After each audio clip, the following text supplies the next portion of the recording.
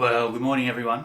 Welcome this morning, whether you're tuning in through Congregation Connect or perhaps listening to this later in the week. Glad to have you here as we reflect on this last chapter of John's Gospel. Hopefully you've had a read of John chapter 21, those last few verses from about verse 15. It's an exciting time in the Gospel. It's near the very end. Obviously, it's the last chapter, the last few verses. And it is very much a handing over moment. A handing over to the disciples as Jesus prepares to ascend to be with the Father. A handing over moment. It's almost, in this time, Jesus saying, it's over to you for his followers. That's a delightful thing to hear. It's a delightful thing to hear. Think about when you were learning to drive, perhaps. And those first stuttering attempts, and kids, as they grow up, are looking at their parents and seeing how they drive and how does the car work and what are the road rules like. And there comes to that time when the parents or the instructor can say, over to you. And there's a great sense of freedom, isn't there? Perhaps you remember those P plates, and for the first time you could get in the car by yourself and go where you wanted to go. It was over to you. I know some of us are using the time in the current crisis to do some study and take on some extra qualifications. And that's the delightful thing of study, isn't it? When you finally get to the end and you perhaps get that certificate or that pay raise or that new position, and the boss can say, over to you. I remember doing some flying training when I was younger. I made it to solo. I was flying a plane by myself. And I still remember the first day, and it was a bit overwhelming, to be honest. As I'd landed the plane, the instructor's there talking through it, and he goes, okay, I'm going to walk back to the hangar. I want you to fly a circuit, land, and bring it back to the hangar. It was an amazing moment, exciting moment. All of those hours and hours of instruction, and now it's over to you. And that's the sense of this passage before us. For the original disciples, especially Peter, the focus of the passage here, but also by extension to us. As we live our lives in God's good providence, there's a very real sense that things are over to us as we follow the Lord Jesus in our lives. So this hopefully is an exciting passage for you as well. I've got a couple of headings in mind as we tease through.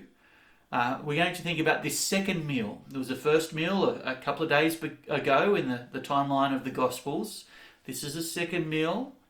We're going to think about our first love.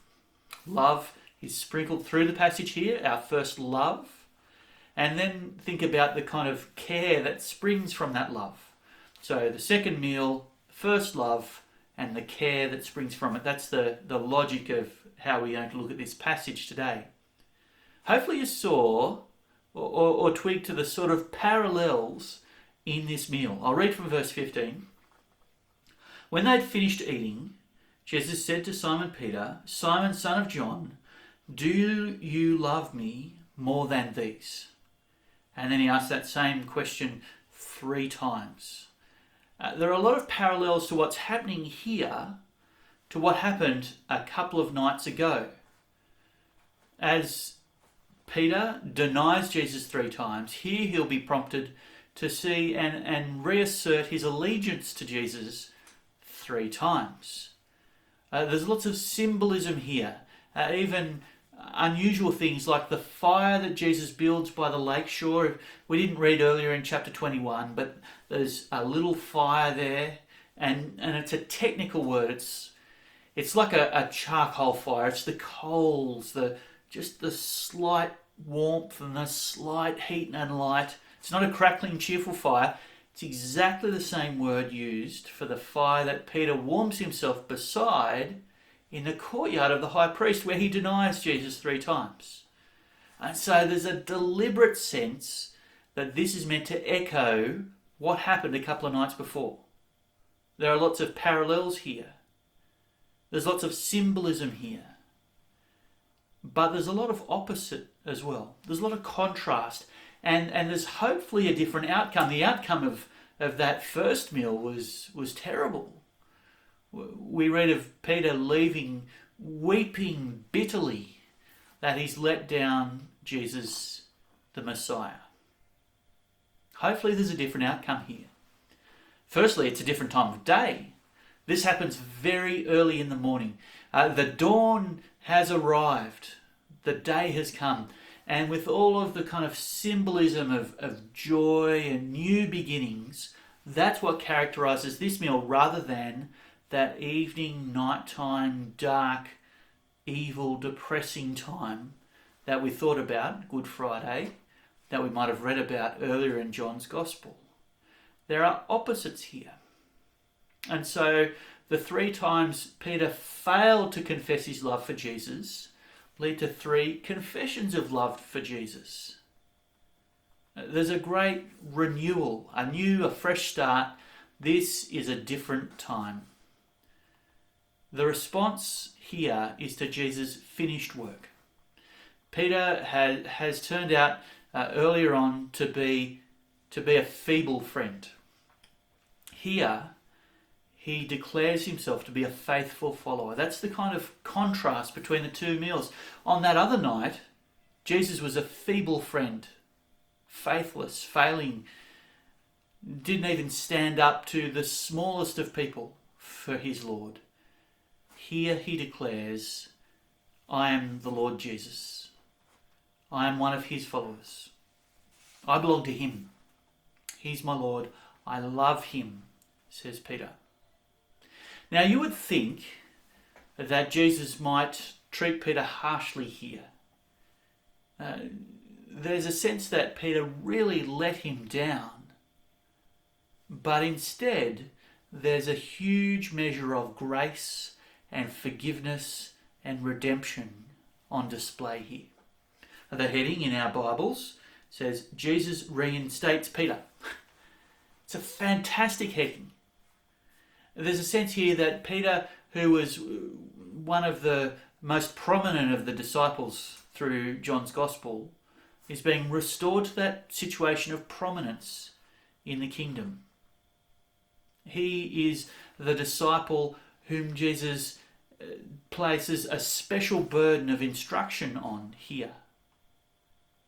And just a few nights ago, Peter had failed so miserably. I think here is a wonderful example of Jesus' forgiveness and patience and restoration. Now, I think for anyone listening this morning, hear those words clearly.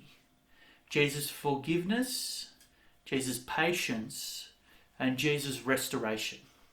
Because my guess is some of those listening to this would have gone through the same sorts of doubts that Peter had. They would have wavered in their commitment to Jesus. Perhaps some of the people listening to this haven't really given Jesus any consideration for years. The global pandemic and the coronavirus lockdown and all of those circumstances have prompted people to ask a lot of questions, which I think is fantastic. Anytime you ponder life, you must ask those questions about Jesus. And so if that's you and you've been drawn back for whatever reason to consider Jesus this morning, that's fantastic. I want you to hear very, very clearly Jesus' forgiveness for those who draw near to him. Those who've wavered, those who've faltered and have let him down, no matter what way you feel you may have done that, as you draw back to him in repentance, he draws near to you in forgiveness. It is a wonderful, wonderful truth. And so hopefully that continues on. Hopefully you stay steadfast and faithful and keep learning from Jesus and living for him in faith, which is exactly what Peter decides to do. He's convinced more than ever. We see it take root and grow in his life as you read through the book of Acts. It'd be a great thing to do this afternoon. Get a nice cup of tea, open up the book of Acts and read those first early chapters and see how much Peter grows in his faith. You see, for Peter, Jesus is his first love. And that's the kind of second point on our outline this morning.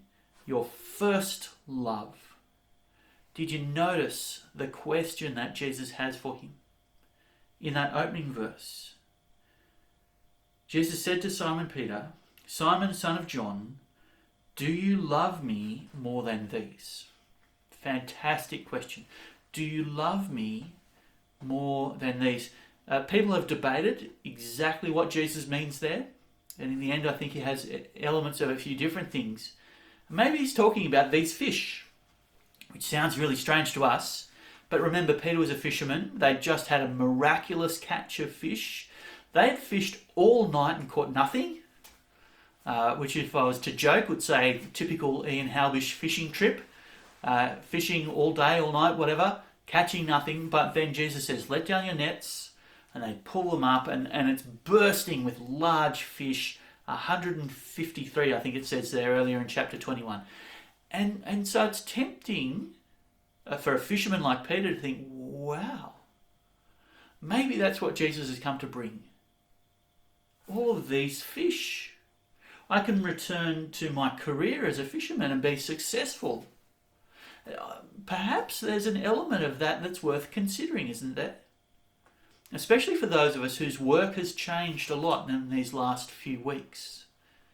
It's worth pondering, do we love Jesus more than the trappings of this world? More along the lines of what I think Jesus means, though, is the idea of Peter loving him more than the other disciples. They're there with the disciples. Peter, do you have an astounding and abounding love for me, even compared to these other disciples? Peter, do you love me more than any Christian perhaps has a tendency to? Do you have an astounding love for me? Because you will die. In the plans and purposes I have for you, eventually you will give your life. That's tragically what he's talking about towards the end of the passage there. So in verse 18, very truly I tell you, when you were younger you dressed yourself and went where you wanted. But when you are old you will stretch out your hands and someone else will dress you and lead you where you do not want to go. Jesus said this to indicate the kind of death by which Peter would glorify God when he said to him, follow me. The tradition has it that Peter was crucified upside down because he didn't consider himself equal with Jesus. That's the tradition. I'm not sure how trustworthy that is, but certainly he is going to meet an untimely end. When he's older, he'll go where he doesn't want to go and he'll be forced to stretch out in crucifixion. He will die for the sake of Jesus. And so, do you love me enough? Am I the first in your heart? Says Jesus. And so in parallel to Peter's 3 denials, he says 3 times, yes, Lord, you know that I love you. Eventually he's hurt because Jesus asks him 3, I love you. You are first in my heart. It's a great phrase, isn't it?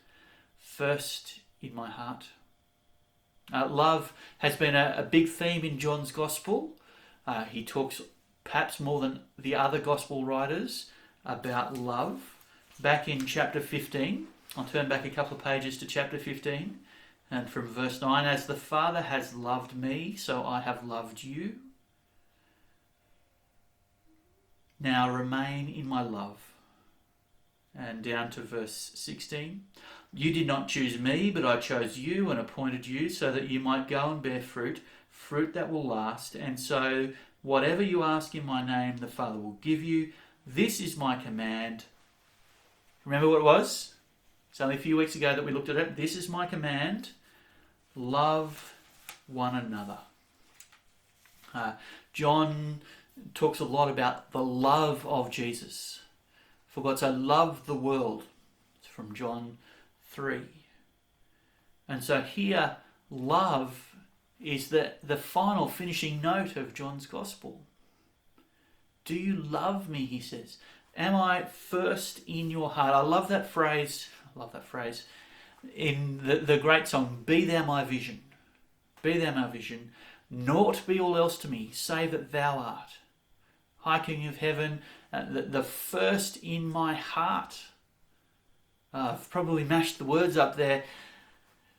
But the idea that Jesus is first in your heart, that's his question to Peter, because he knows the suffering that Peter will face. That's the challenge for all disciples, and I think for us the challenge as well, is the love of Jesus first in our heart. Hard times reveal that, don't they? When other things have been taken away, when our leisure activities have been curtailed, when our work is different, when our home life is more difficult, when the possessions and the chasing after them become more tricky, it's a good time to ask that question, is Jesus first in our heart? We can often tell what people love, can't we? They're often talking about it a lot. They're often thinking about it a lot. They do research. They want to grow in their knowledge of it. They're often spending their time and effort and work on it. So think of some even flippant examples. I know blokes who love their car, and so they're thinking about how to make it go faster or be more reliable or get up the hill better, or they're polishing it or they're cleaning it, whether it needs polishing or cleaning or not. You can extend that to all sorts of things that we're tempted to love, all sorts of hobbies and interests and possessions. It's easy to see for other people what they love. I wonder if Jesus is first in your heart in that regard. Do we give him the time and attention and effort and talk about him in the sort of ways that would make it obvious to others, yes, that person loves Jesus? Not in a way that we're always talking about him in an offensive way or always talking about him whether people want to listen or not, but in a way that clearly shows he's first in our heart. Now, there's a really clear and simple way to put that into practice at the moment. And it's related to that third point on the outline. Love springs forward in care for others. That's what Jesus says all through this passage. All through that interaction with Peter. Yes, Lord, he said, you know that I love you in verse 15. Jesus said, feed my lambs. Again, Jesus said, Simon, son of John, do you love me? He answered, yes, Lord, you know that I love you. He said, take care of my sheep. And a third time, he asked the same question and the same response, feed my sheep. You see, the response of love for Jesus is care for his people. The response of love for Jesus is care for his people. That's how we see it spring into practice. Care for his people. It's ironic. Jesus is perhaps playing with the metaphor here. He has fed them fish when they had nothing. He's provided the Passover lamb sacrifice in his own body to provide for his people. He uses the imagery of eating his flesh and kind of consuming him so that we might be fed spiritually. And so Jesus is talking about feeding in terms of caring for, providing for, in the context where he's done all of that for the disciples so far, and now it's over to you. It's over to you, says Jesus. Feed my sheep. Point them back to me by that wonderful message of the gospel. Make sure that they know what I have provided for them. Make sure that they're encouraged and built up and guided and provided for physically, but also spiritually. That they might be fed, that they might grow strong, that they might be well nourished. And so that feeding imagery is picked up throughout the rest of the New Testament. As the Apostle Paul talks about moving on from milk, baby's food, to solid food in the gospel, growing strong in our faith. Love springs forward into care. Feed my sheep. He says to Peter, a leader among the disciples, ministers and pastors everywhere that take a leaf out of his book. And we too, in our different abilities and different circumstances, should have the same sort of activity in terms of caring for God's people, bringing them encouragement, fostering their faith, providing physically where that's possible. And so now especially, it's over to you. Now especially in the middle of this coronavirus crisis, there are new ways of doing that all the time. Some of the ways that we're used to doing it, we aren't able to do at the moment. Providing meals for people, that's a little bit tricky at the moment. Going and visiting and having a cup of tea, that's a bit of tricky at the moment. Going and hanging around and doing jobs around the house with people, not so much of that at the moment. And so we need to be creative, need to branch out and do things that we might not be used to. Here's a tip. Make a note now, a mental note perhaps, or if you've got a pen with you, and note down 3 people you could call within our church family in the next week. That'd be a great thing to do. I've been really impressed by how many people are doing that sort of thing already. Our elders are doing it, I know. Been talking to them and encouraging them to keep in touch with people, and nearly everyone I've spoken to has said, oh yes, and I was talking to so-and-so the other day and had a good chat with them when we prayed together, and that was good. Why not write down 3 people in our church that you could talk to this week? Make the phone call. Sometimes I feel a bit nervous, wondering if it will be well received, but it almost universally is. That's a starting point. 3 people. You could add to that list. You could add people who aren't part of church to that list. You could add to that list perhaps writing a card, sending off an email. There are all sorts of ways that we can have the love of Jesus spring forward in care for people at the moment. If you're stuck for ways to think about it, perhaps think about it like this. Think about what you would appreciate. Would you appreciate someone giving you a call? Would you appreciate someone dropping around a gift just into the letterbox and heading off? Would you appreciate receiving a card in the mail? Think about what you would appreciate. And instead of doing what I often do and just grumbling that people don't do enough of that for me, I wish they did more. Instead of grumbling, think, how am I going to be a blessing to other people in that? If I would appreciate a phone call, I'm going to pick up the phone now and ring someone. If I'd appreciate an email, a thoughtful, prayerful email, I'm not going to wait for someone else to take the initiative. I'm going to take the initiative myself and send that off. I'm going to get out the card and I'm going to write on it and put a stamp on it and send it in the mail so that the love of Jesus might spring forward in care, that I might feed the faith of those around me. This is an exciting passage at the end of John's Gospel. I've gone a little over time today, but I hope you'll forgive me, and I hope you'll hear Jesus' words to Peter, and by extension, in our own abilities and our own gifts, it's over to you.